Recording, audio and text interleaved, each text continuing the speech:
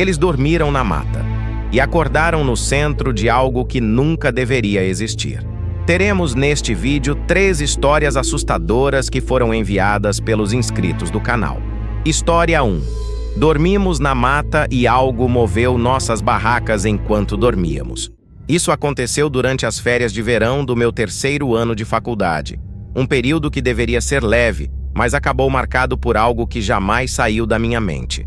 Eu e meus 3 amigos mais próximos, Caio, Aline e Sebastião, decidimos acampar no interior de Minas Gerais. Fazíamos essas viagens desde o 1º ano, sempre buscando isolamento e silêncio, como se quiséssemos fugir do mundo. Naquele semestre, estávamos completamente sem dinheiro, então descartamos qualquer camping oficial. Escolhemos um acampamento selvagem, longe de tudo, sem segurança, sem placas, sem pessoas. Encontrei o local em um aplicativo que mostrava pontos gratuitos para acampar na mata. O ponto ficava no final de uma estrada de terra longa, estreita e cercada por árvores altas que bloqueavam a luz. Chegamos ao local no final da tarde e encontramos uma clareira estranhamente silenciosa. Não havia pássaros, insetos ou sinais recentes de presença humana. O lugar ficava próximo ao leito de um riacho completamente seco, com pedras rachadas e uma sensação de abandono absoluto. Mesmo assim, achamos que era perfeito para passar alguns dias longe de tudo. Montamos nossas barracas em um grupo solto, cada uma separada por cerca de 5 metros. Não pensamos muito na disposição, apenas escolhemos onde o chão parecia mais nivelado. O céu escureceu rápido demais naquela noite, e a lua parecia fraca, como se estivesse escondida atrás de algo invisível. Provavelmente bebemos algumas cervejas e jogamos baralho enquanto a fogueira morria lentamente. Ninguém falava alto. Havia um peso no ar que ninguém quis comentar. Fomos dormir por volta das 11 da noite, exaustos da viagem, acreditando que acordaríamos renovados pela natureza. O que me assustou foi a forma como dormi. Eu sempre tive sono leve, especialmente em barraca, mas naquela noite apaguei como se tivesse sido sedado. Não acordei com o frio, nem com barulhos da mata. Foi um sono profundo demais, antinatural demais. Quando acordei na manhã seguinte, senti algo errado imediatamente. O ar parecia mais pesado, mais denso. Abri o zíper da barraca e congelei de pavor. Todas as 4 barracas tinham sido movidas durante a noite.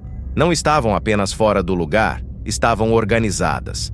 As barracas formavam um quadrado perfeito no chão, simétrico, preciso demais para ser aleatório.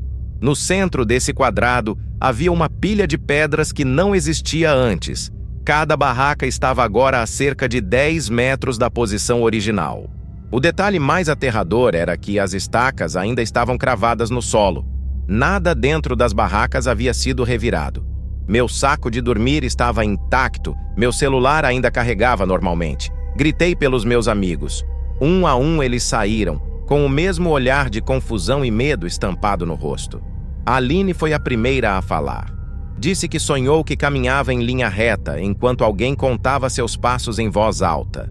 Caio disse que sonhou marchando como um soldado em meio a mortos silenciosos. Sebastião e eu não lembrávamos de sonhos, apenas da sensação de vazio. O silêncio entre nós era pesado.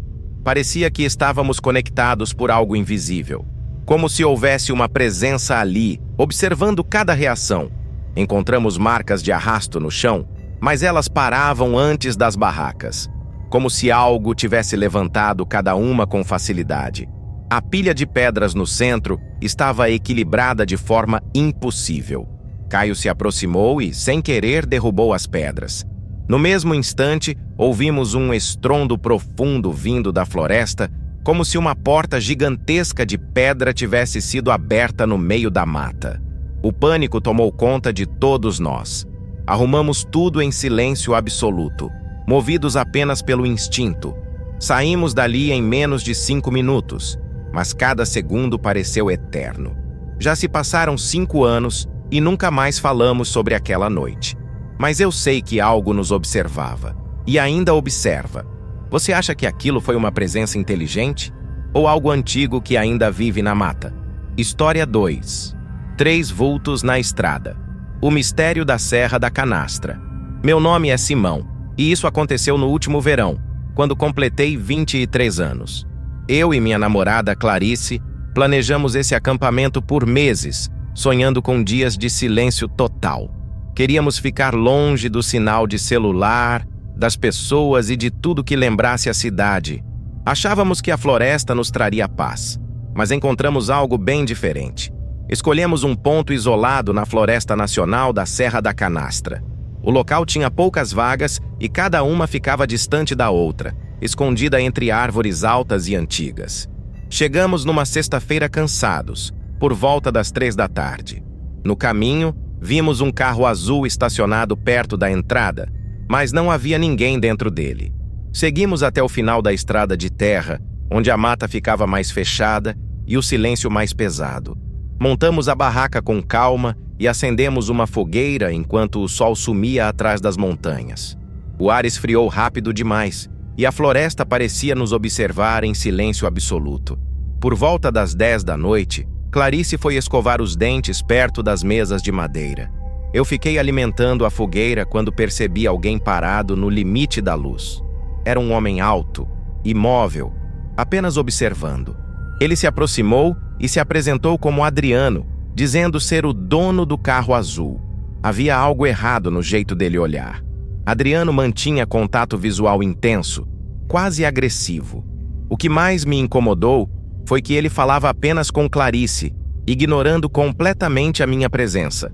Disse que estava ali para fugir das pessoas, o que não fazia sentido algum. Ele falava frases estranhas, desconexas, enquanto Clarice respondia de forma educada e curta. O clima ficou pesado e eu interrompi, dizendo que iríamos dormir cedo para acordar com o sol. Adriano apenas assentiu e caminhou para dentro da escuridão sem usar nenhuma lanterna, como se conhecesse cada centímetro da mata. Tentamos esquecer o encontro e fomos dormir, mas acordei no meio da madrugada com um arrepio intenso. O céu estava completamente escuro e não havia lua. Ouvi 2 vozes sussurrando muito perto da barraca, falando baixo demais para entender, mas próximas o suficiente para gelar meu sangue. Peguei a lanterna e saí rápido. Assim que iluminei o entorno, o silêncio voltou de forma instantânea. Nenhum passo, nenhum som, nada. No dia seguinte, após uma trilha curta, voltei ao carro e senti um aperto no peito ao ver algo preso no para-brisa. Era um guardanapo dobrado, colocado com cuidado no limpador. Nele havia um aviso escrito em letras grandes, mandando que mudássemos nossa barraca imediatamente. Mostrei para Clarice e o medo tomou conta de nós. Ninguém mais deveria saber onde estávamos. Adriano apareceu novamente naquele mesmo dia. Perdi a paciência e gritei para ele parar de nos seguir. Ele respondeu com uma voz rouca, dizendo que estava apenas cuidando da gente. Disse que coisas estranhas aconteciam naquela mata e que pessoas sumiam deixando tudo para trás. Ele contou que ouviu alguém rodeando o carro dele durante a noite inteira, passos lentos que nunca se aproximavam totalmente. Adriano disse que iria embora antes do pôr do sol e sugeriu que fizéssemos o mesmo. O desespero tomou conta e começamos a guardar tudo rapidamente. Ao sair, vi o carro azul parado na estrada. Um dos pneus tinha um corte profundo, claramente feito por algo afiado. Parei por impulso, mas Clarice implorou para que eu não ajudasse. Prometi chamar a polícia assim que tivesse sinal e acelerei. Pouco depois vi 3 vultos parados entre as árvores, perfeitamente imóveis, refletindo a luz dos faróis. Eles não se esconderam, queriam ser vistos. Clarice gritou e eu só parei quando alcancei a rodovia. Até hoje não sei o que aconteceu com Adriano. E não sei se ele era o perigo ou o aviso. Adriano era o perigo ou estava tentando salvar quem ainda podia fugir? História 3. Encontrei um diário na mata e pessoas. Me cercaram à noite. Isso aconteceu há 2 dias e eu ainda estou tremendo de medo real enquanto escrevo tudo isso. Tenho 28 anos e trabalho remotamente como consultor de tecnologia. Estava passando por um divórcio doloroso, noites sem dormir e uma mente em colapso. Tudo o que eu queria era desaparecer do mundo por alguns dias. Decidi ir para uma área remota da Chapada dos Veadeiros, em um ponto que quase ninguém frequenta. Escolhi aquele lugar justamente por ser isolado, silencioso e esquecido. Precisava ficar completamente sozinho, sem sinal, sem pessoas e sem lembranças.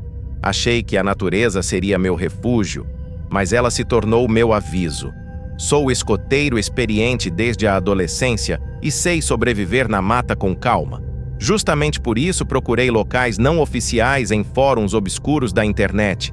Avisei meu irmão de forma vaga sobre a região geral onde eu estaria. Carreguei minha caminhonete com suprimentos suficientes para uma semana inteira. Levei também um rifle de caça, não por paranoia, mas por segurança contra animais selvagens. A viagem durou cerca de 4 horas e a parte final foi um pesadelo.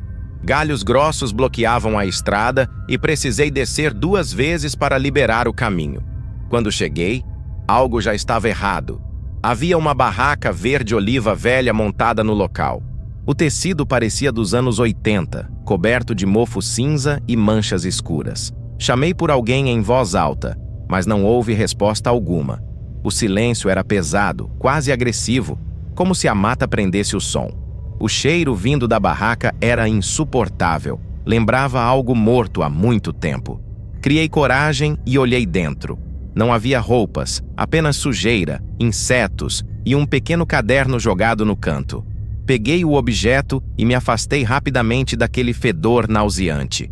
O diário era perturbador. Todas as páginas estavam cobertas por marcas de contagem feitas com caneta preta. Eram grupos organizados de 7 marcas, repetidos inúmeras vezes. Contando com cuidado, percebi que aquilo representava mais de 8 meses de registros diários naquele lugar.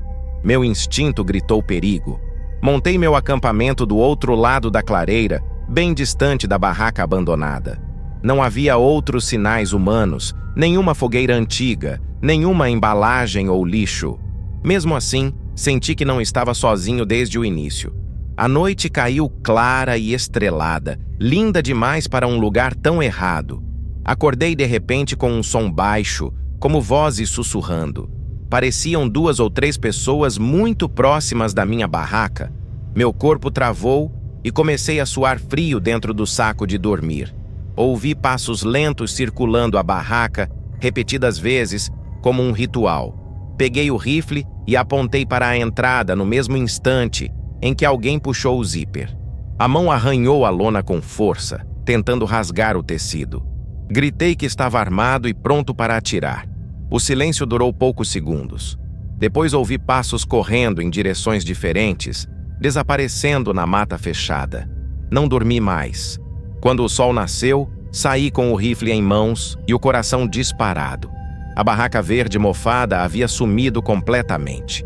No chão seco, encontrei centenas de pegadas humanas descalças ao redor do meu acampamento. Algumas marcas eram profundas, como se alguém tivesse ficado parado ali por horas, apenas observando. Andei alguns metros e vi marcas de contagem recentes entalhadas na casca de uma árvore. Eram 7 grupos completos de 7 riscos, e o início de mais um. O pior estava logo ao lado, um esquilo morto pendurado por uma linha de pesca, ainda fresco. Aquilo não era caça. Era um aviso claro para quem ousasse permanecer ali. Arrumei tudo tremendo de pavor e corri para a caminhonete. Dirigi sem olhar para trás até sair da região. Não avisei a polícia. Não saberia explicar pessoas descalças contando dias no meio do nada. O diário ficou comigo. E eu sei que aqueles riscos ainda estão sendo feitos. Se você encontrasse aquele diário, teria coragem de voltar para descobrir a verdade?